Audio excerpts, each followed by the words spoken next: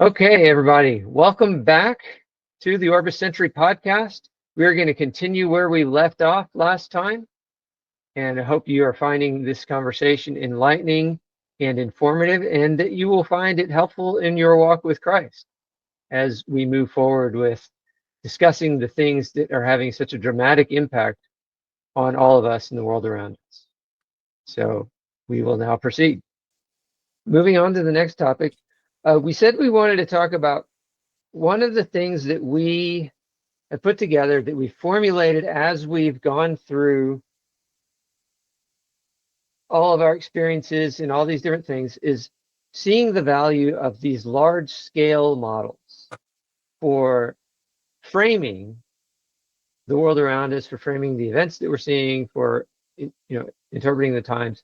So let's go into that. So why don't you start with the idea of the re-enchantment model? Sure. So the concept of re-enchantment is that the West specifically, because this is typically a Western issue, though it's now global, and that is we have rejected Christianity, but we've also now are in the process of rejecting modernity as a purpose and meaning claim. And so what we now are looking at is a vacuum of meaning and purpose. And that was something that kind of was already in play in the 1960s as modernity was being replaced with postmodernism. But re-enchantment does something more. It takes it and says, this is your purpose. It doesn't leave you with a question mark the way that postmodernism does. Instead, it ultimately says purpose and meaning is found within the wonder of creation. And we can all have a collective experience with that.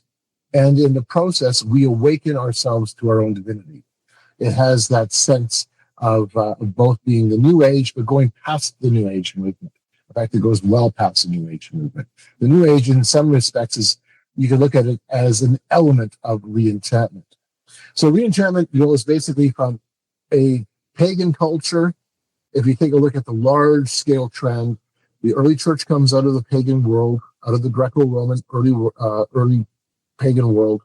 The Jewish believers also, if you take a look at the tension with the nation of Israel as the pagan nations all around them, there's always this clash of the pagan world, your pagan neighbors, the pagan worldview, and God pulling his people out of that and away from that, and yet at the same time being salt and light to that world.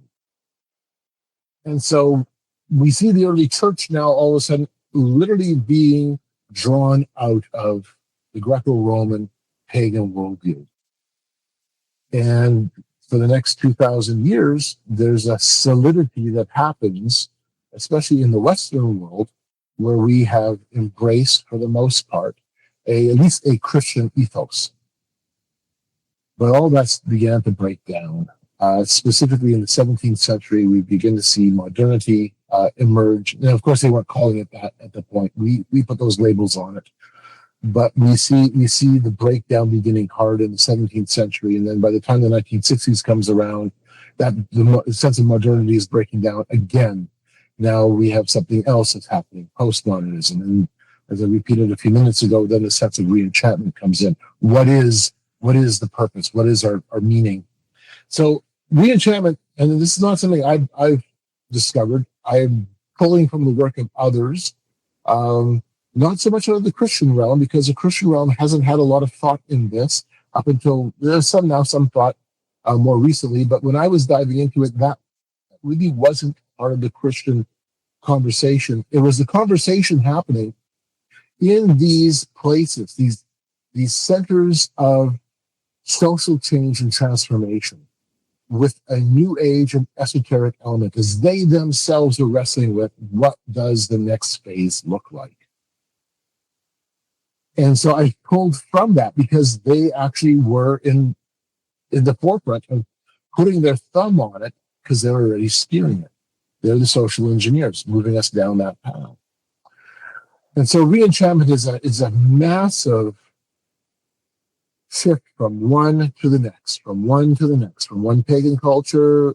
Christianity breaks it down, We see a different ethos that comes into play. Then Christianity is being rejected. Now, what replaces it? Well, it's not secularism in that atheistic sense of the word. Atheism, in fact, the four horsemen of the atheistic arguments that we saw with Dawkins and all the rest. It's not that it's gone, but the relevance of it has already faded, and it's faded far faster than I thought it would fade. But boy, it's faded. Atheism, in the sense of here's where my purpose is, doesn't have the answers, doesn't have that greater sense of meaning and connection, and just drives you down a road of, unfortunately, a sense of despair, if you're honest with it, and even a sense of nihilism.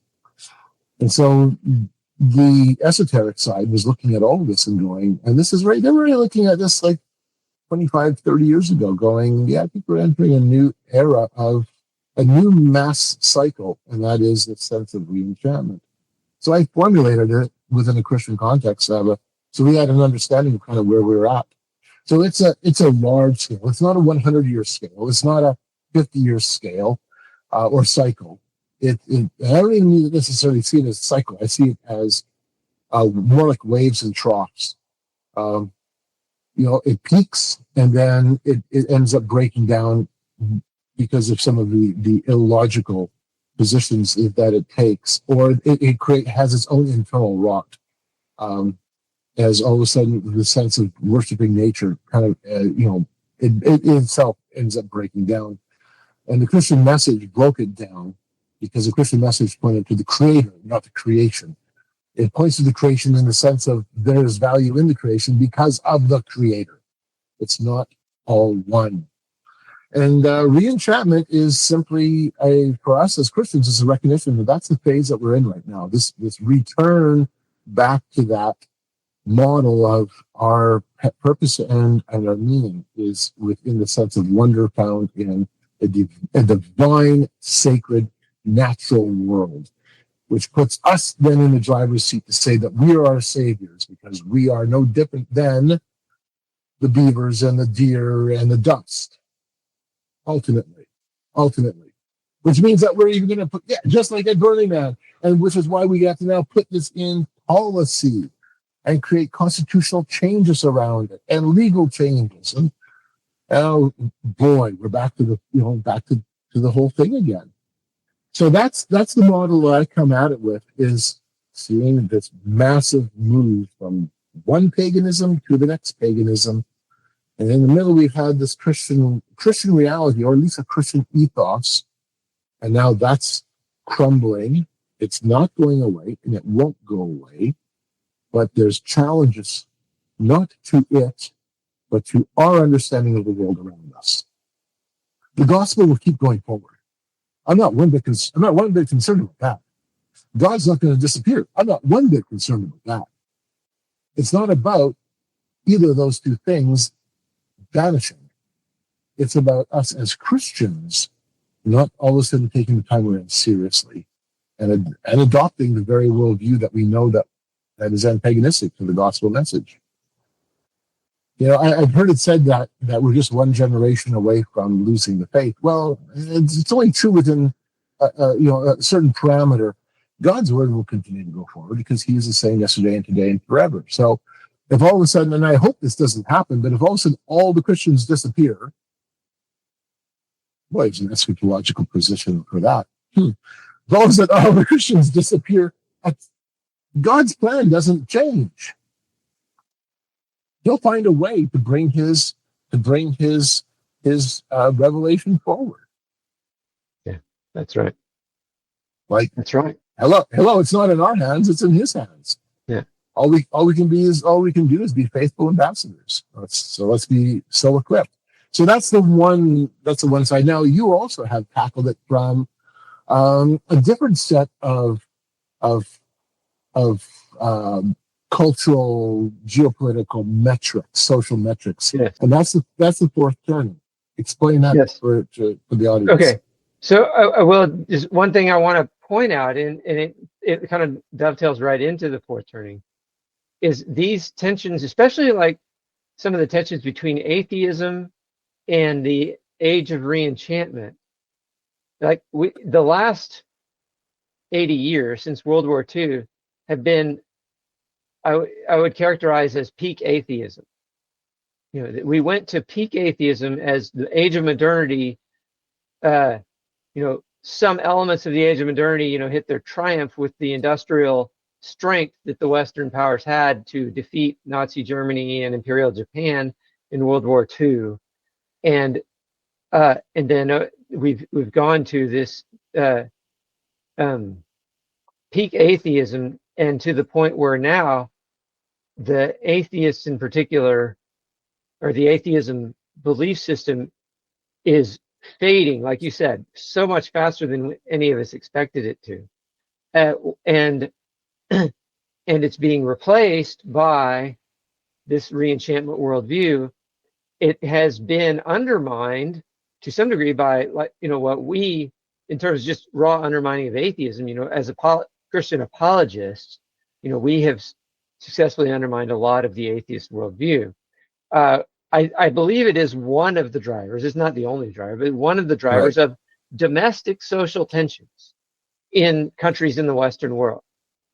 Just in the same way that there's, what the international tensions is, different blocks of nations are competing for who's gonna hold to the dominant worldview, who's gonna control the dominant worldview, and that's driving international tensions.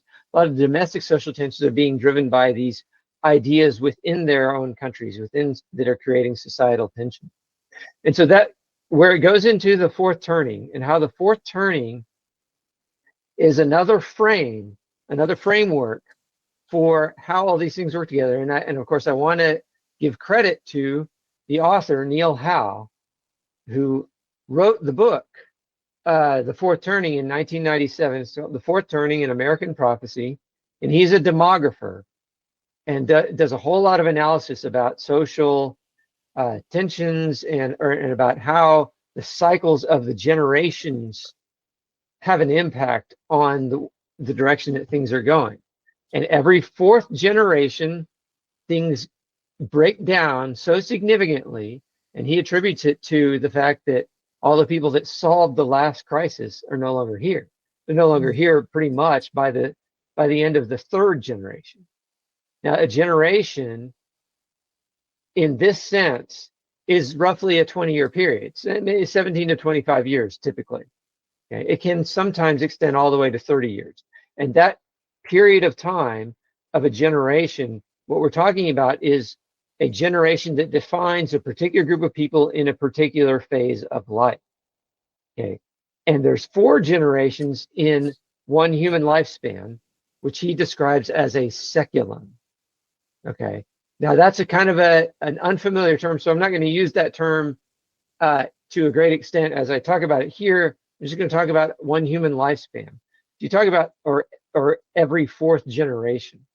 Talk about going back every fourth generational turn, going back 500 years of Anglo-American history, we've had a very significant crisis. And the last crisis that we experienced before the one that we're right in the middle of right now was the Great Depression, which resulted in World War II, which ended that crisis period because there was a victor.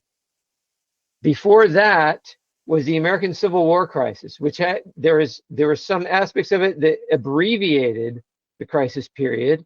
Okay, there were some elements of that period that did not follow some of the same patterns as the others, but it was definitely an acute crisis period in which the entire direction of the Western world and where things were going hinged on the outcome of that time.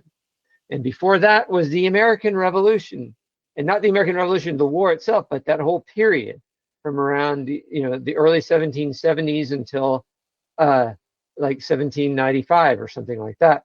So in that period of time, which had the American Revolution, was the breakaway from the British Empire. Okay, and then here's where I'll get into what were the drivers of those crisis periods. The drivers of the Great Depression and World War II were economic in nature, and the drivers and political was part of it as well. The drivers of the American Civil War were both economic primarily economic in nature, but also political in nature.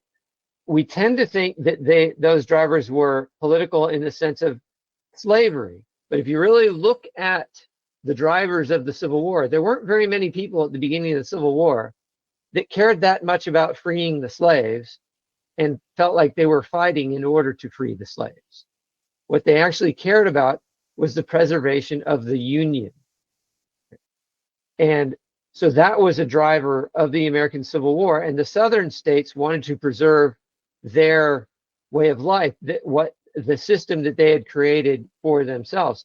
And there was a well, we'll get into the overproduction, the elite overproduction and counter elites in the next discussion. But then before that, the American Revolution there was a political driver where religion was a minor component, but it was almost primarily political, between the tensions of one group of people in the American colonies fighting against another group of people in Britain, and what the role of the monarchy would be in this extended British Empire, which ended up not having any role in the American colonies when that conflict was over. 80 years before that was what was called the Glorious Revolution. That was another crisis.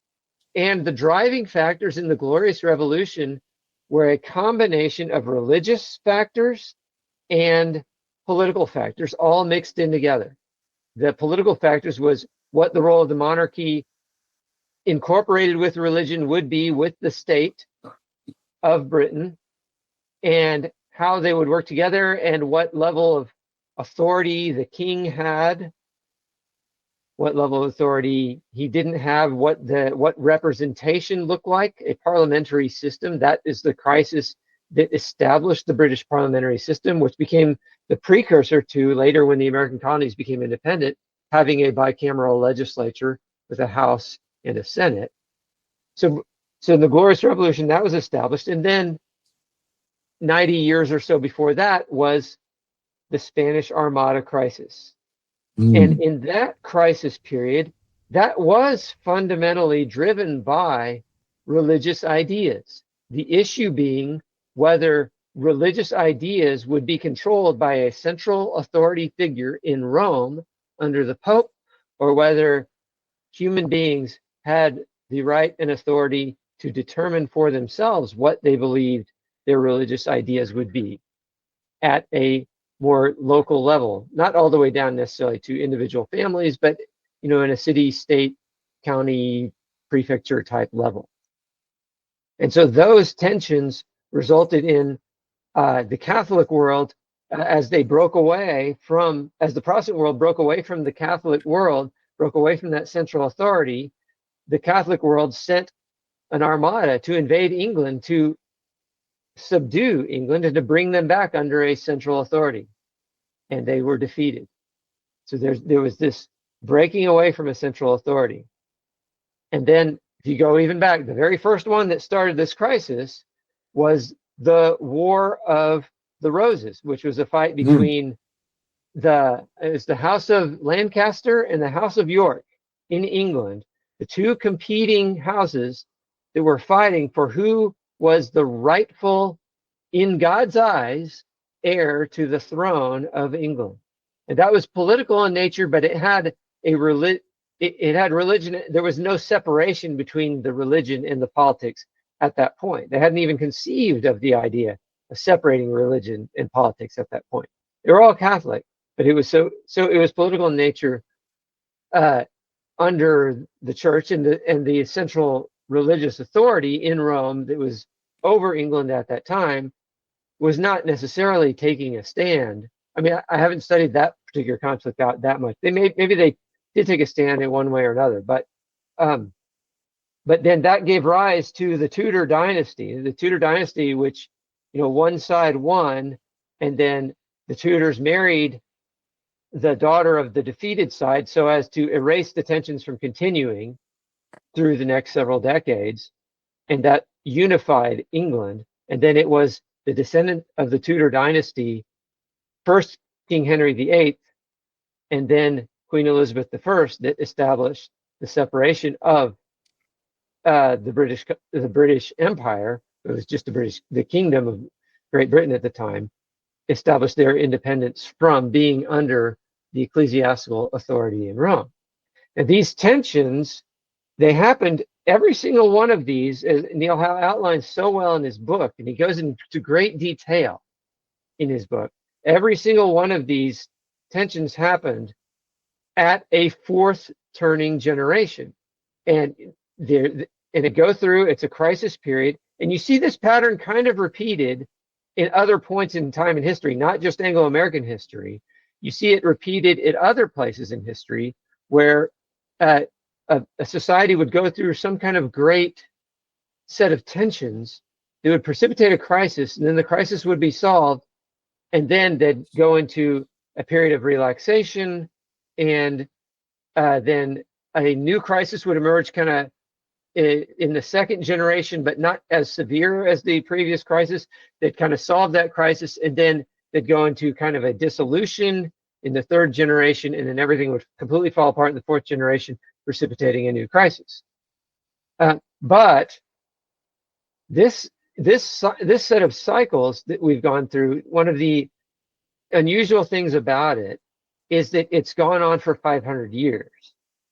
It's gone on longer than it has in any other society at a continuous level. We've had,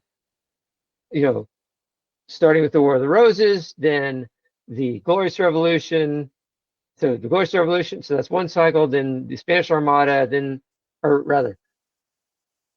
Spanish Armada, then the Glorious Revolution, then the American Revolution, then the Civil War, then the Great Depression, and then the current crisis. So we have just completed the end of 6 cycles. So that's pretty remarkable. The one other cycle that I have particularly paid some interest in that parallels this is the cycle or a fourth turning cycle, specifically a fourth turning cycle that happened in ancient Rome. Okay.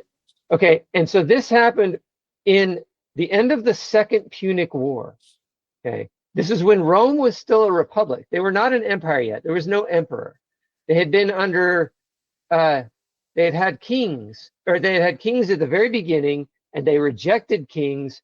And then they went through 600 years, roughly 500, 600 years of being a republic, where they would elect a consul for a term of 6 months. They would elect 2 consuls, actually, so they could put a check on each other.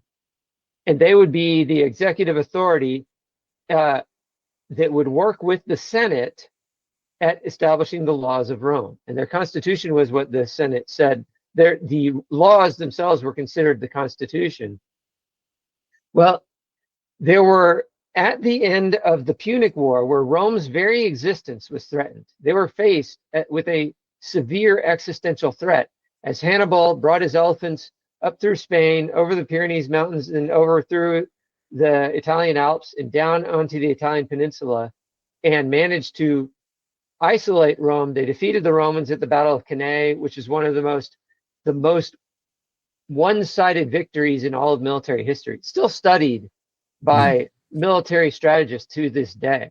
They studied at West Point. And Rome lost all their allies in the Italian peninsula, and they were isolated just in that little area of the Italian peninsula. And they managed to crawl their way. Their army had been destroyed, and they managed to crawl their way back to rebuild their army. And it took them about 14 years. They rebuilt an army. They elected a new general. They learned from their defeat based on the testimonies of survivors at Cannae.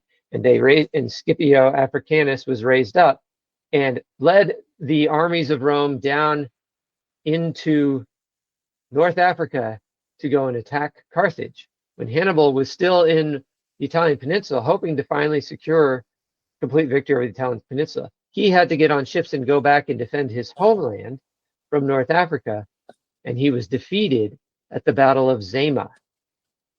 And so in that, when he was defeated, Rome became the undisputed masters of the Mediterranean. Now, what that did is it kicked off a cycle, a 4-generational turning cycle. And the first generation was this period of peace coming afterward. I don't have time to get into all the different things that happened over that period of time, but in around the third generation, two populist political leaders, both with the name the Gracchi brothers. There was Tiberius Gracchus and I forget the name of the second one. They were brothers. They became populist.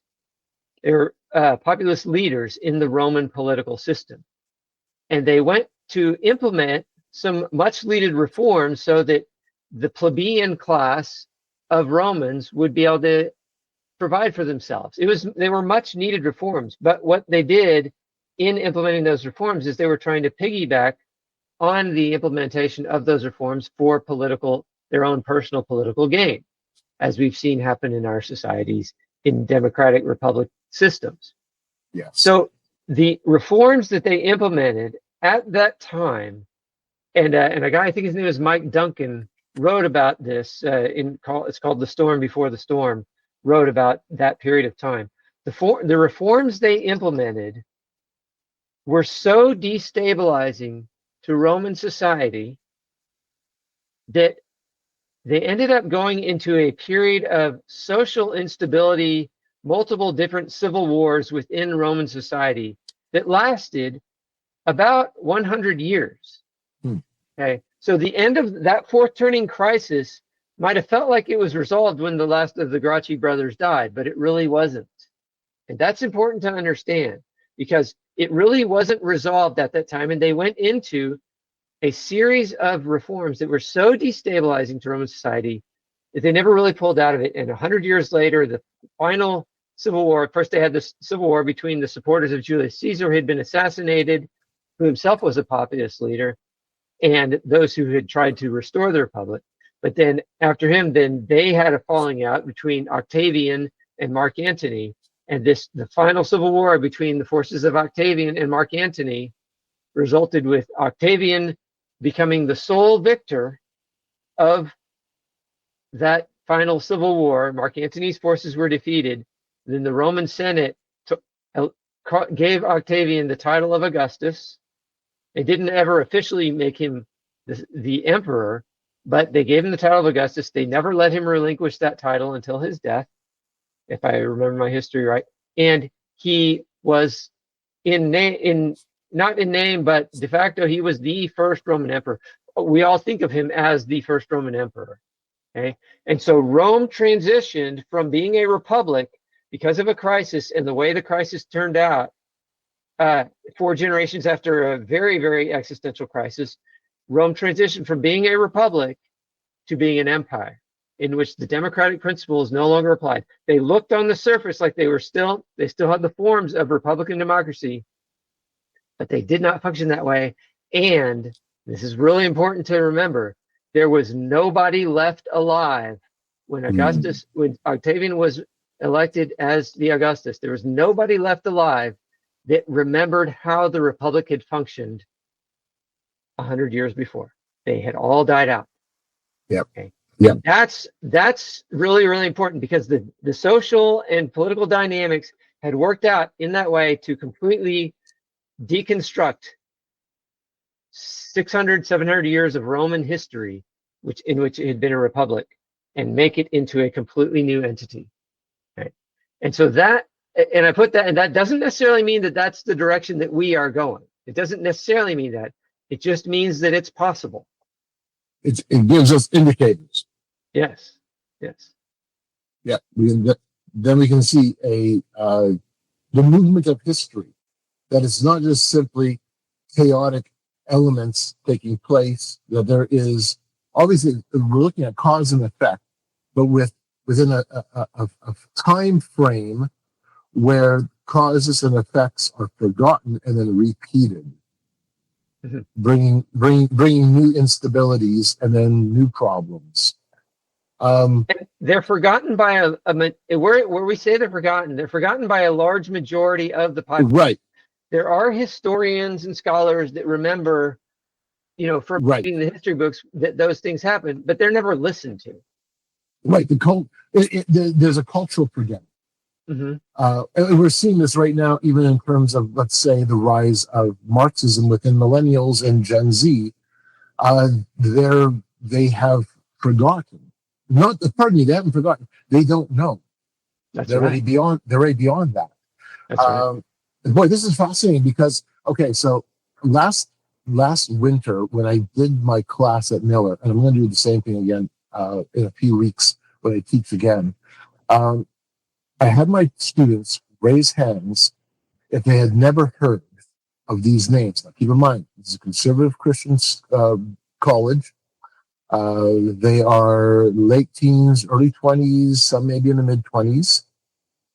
Bright kids, smart kids, really good. I call them kids, they're adults, young adults. Love being with them. And I asked right in the very beginning of the class, right in the beginning of my series of lectures, raise your hands if you have not heard these names. Mikhail Gorbachev, all hands pretty well go up. Maybe a few don't, but almost all go up. Brezhnev, all hands basically go up. Pol Pot, all hands go up. Mao Zedong, all hands basically go up. FDR, Franklin Delano Roosevelt, probably half, maybe more hands go up. Winston Churchill, probably half the hands go up. Stalin and Lenin, hands are up everywhere. Adolf Hitler, I probably had a quarter of the hands go up. And at that point, I realized that I have to actually stop the class. And I couldn't because I mean, the class is prepared, the class is ready to go. But I'm like, I even told my students, I'm like, I really should stop the class and we should just have an entire week of world history, 20th century history, because all the names I just gave you has shaped your world and you don't know it. And they all landed on ideas and the clash of ideas that informed civilizations, caused wars, ended wars, brought about peace, brought about terror. Whether you're thinking of, the difference between FDR and Churchill in World War II versus Stalin versus versus Adolf Hitler. And even though Stalin was on our side, he was brutalizing his own people nevertheless as well. So, this concept of the fourth turning strikes me as having a strong sense of validity because I see it already within the classes that I teach. It's not that it is forgotten by history. It is culturally lost, as it has no longer any bearing on our present culture. Period. It doesn't. They don't care. They don't need to know. It doesn't affect their lives. It hasn't ever affected their lives. But it's not about affecting their lives. It's about the context of what has brought us to where we are today. Yeah, that's yeah. Now, what would you attribute that lack of knowledge to?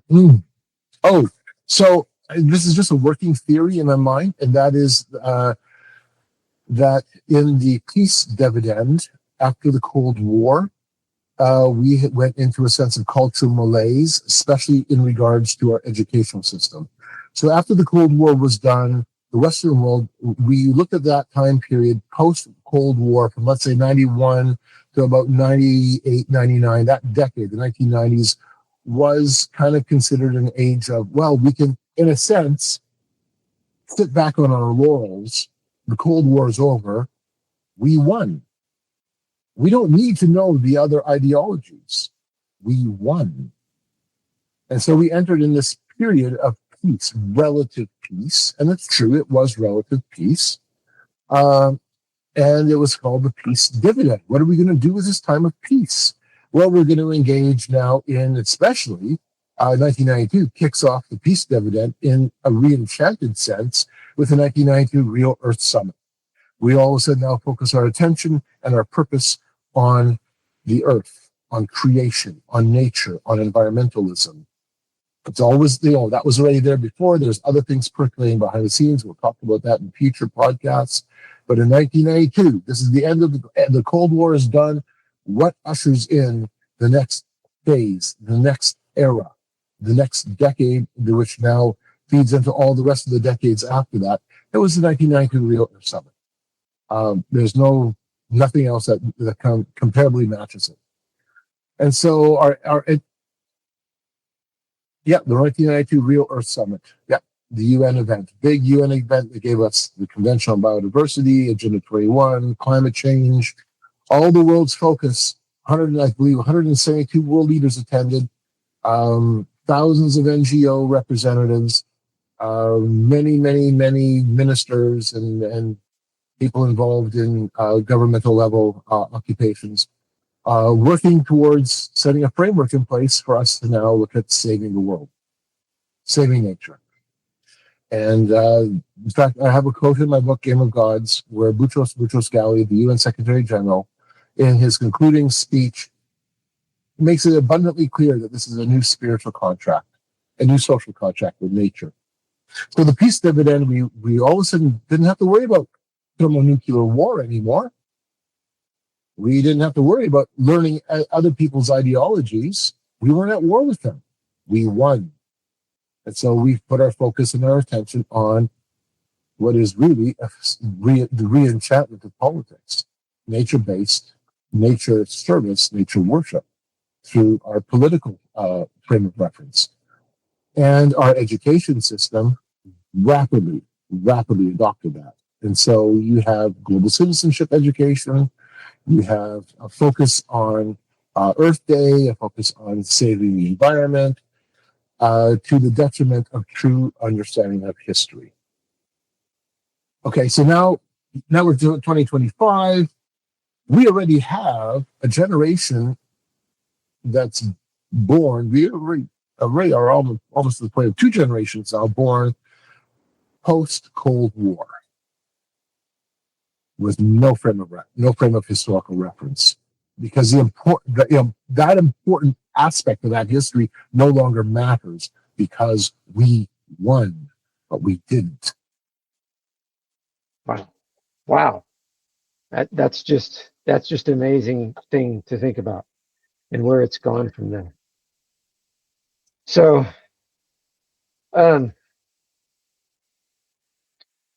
Okay, so let's as you're talking about that, I'm thinking we'll just mark it. I think in a future podcast we should talk specifically about all those things that you said. And I'm remembering, I think his name was Francis Tokuyama, at the end of the Cold War, wrote his famous essay, and then I think he wrote a follow-on book called The End of History, Yep. which everyone believed. And what they thought about communist China is that, they'll just be attracted and want to join, give up their authoritarian tendencies, as long as, they're faced with the choice between that and having economic prosperity. And what happened was communist China was like, we're not going to give up our authoritarian tendencies, and we are going to figure out how this system you created, where you think that everybody together is going to win, we're actually going to win over everybody else, and we'll be able to keep our authoritarian tendencies. Right. That's what they wanted.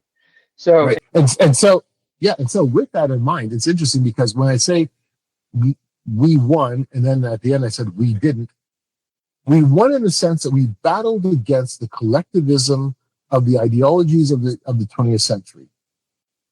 And then in our peace dividend, we adopted, this is why I say we didn't win, we adopted a new sense of collective ideologies, which were now re-enchanted ideologies. That's right. Wow. Okay.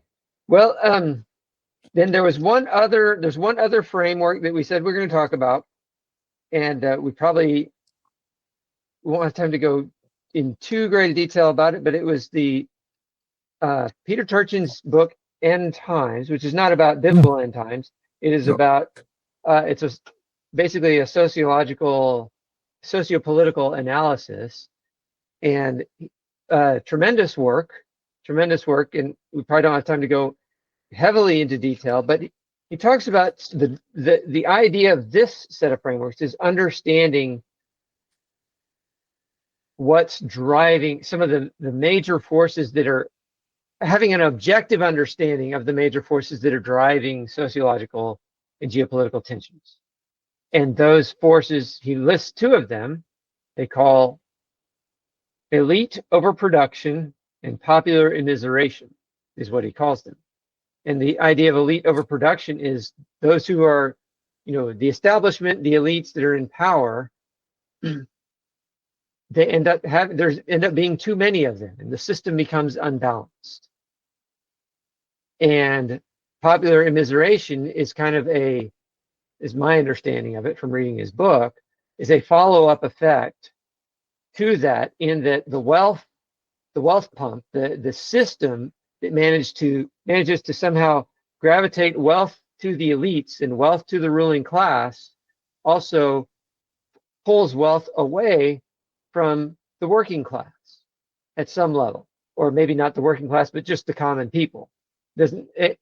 Actually, maybe we should use to make it sound less Marxist, because it kind of sounds Marxist when you talk about the working class versus and so to make it sound less Marxist, let's just say the common people versus the ruling elites is, I think, a better way to frame it, because those forces have been at play in societies all throughout history. Right. And that's something I think we both just finished reading that book, and so we'll be studying more on that. But we definitely see those effects in both of our societies. Oh, absolutely. And with the elite overproduction, absolutely. In fact, you could probably lay that on top of the model of that 4-generational cycle, and see it probably correlate really well and we're watching this play out, even, let's say, within the world of academia, where at one point, and Peter Turchin lays this out too, he explains this quite well, whereas at one point, to have a bachelor's degree meant something. You were actually now the elite if you had a bachelor's degree. Yeah. Now, it means absolutely nothing. Because, sorry, you're not in the elite class anymore. You would have been 50, 80 years ago in the elite class, potentially. Now, a master's degree, does that put you in the elite class? No, not really. A doctorate degree? No, they're pretty much a dime a dozen now, too. Yeah, now you need like double doctorates for you to stand out, along with a pile more accolades and more awards. And my goodness, you better have a Nobel Peace Prize thrown on top of it before you actually stand out from the crowd of the throngs of elites that are all there competing for, tenured positions that don't exist anymore, or government agency positions, ministerial level positions that, frankly, only a handful of people can hold. And all of a sudden, the elite class itself is finding itself in angst and in flux, because it no longer has the room it needs, the capacity it needs to absorb these, their own people, and then the turmoil that causes, as we see. I'm just adding some of my own observations to it, as we see the growth of institutions, the growth of bureaucracy. It doesn't end; it becomes more, and the burden of that, the cost of that, and the confusion and the anger it levels on the average person just grows. And so now we see at the popular level this turmoil, anger, because of what has been imposed. And at this point, you are at a stage where you could have revolution. Mm-hmm. Very much so. Yeah.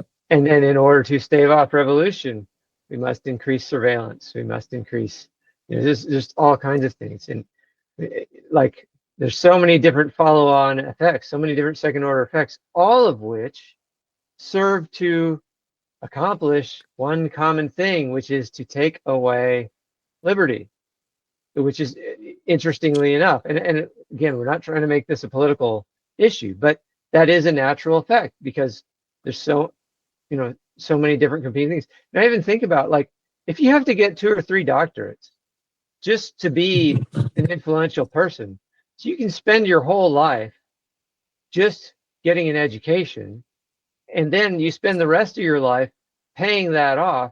You never are able to really make enough money to make ends meet, because your debt burden is so high.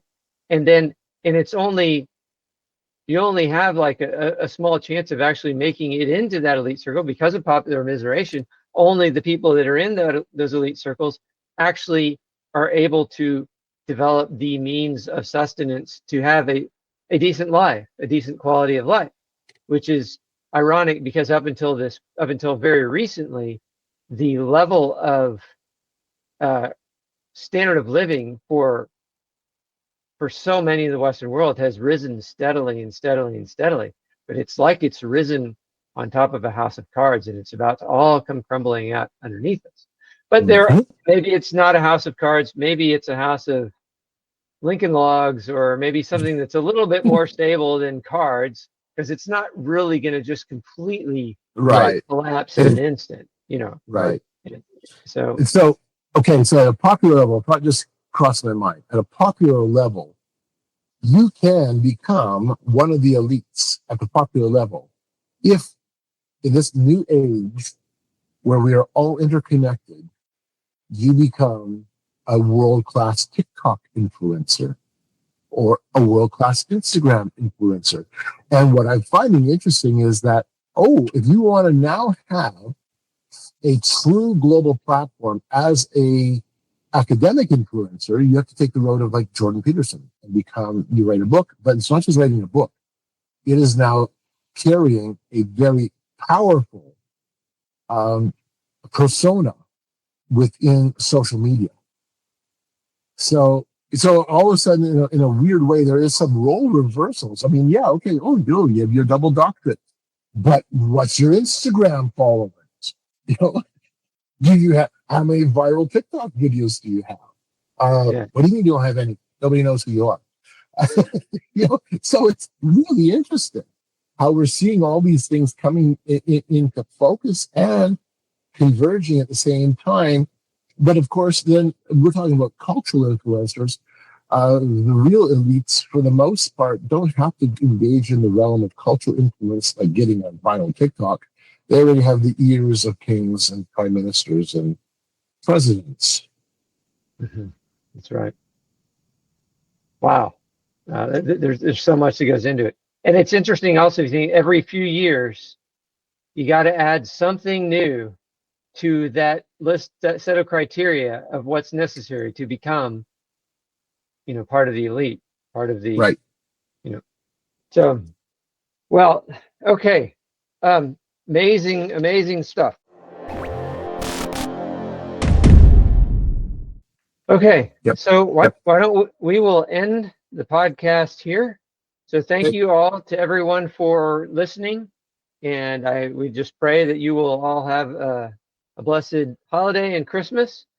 And we'll be back in touch very, very soon.